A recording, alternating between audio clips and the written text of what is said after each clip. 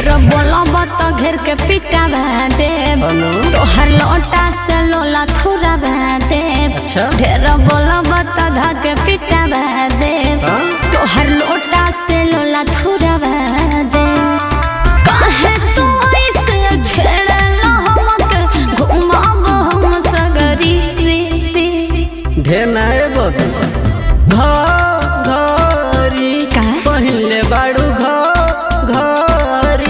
अच्छा ना गरी हिलावताड़ू ना गरी। अरे चला हटा ना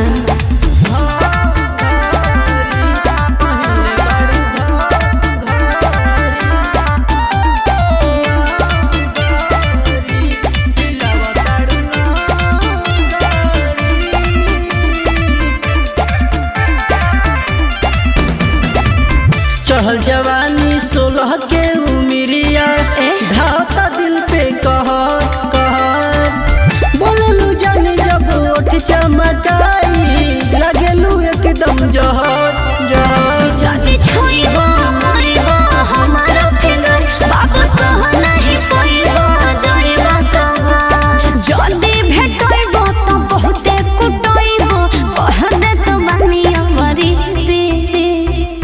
आता ना के गराई मत हो गए घरी पहले बाड़ू घरी तो का ना गरी हिलावताड़ू ना गरी।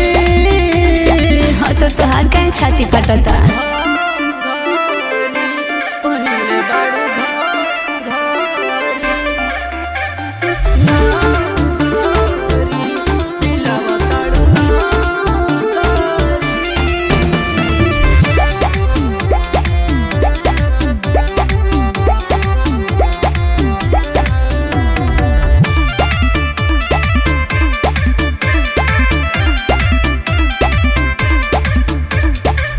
मर हो जाला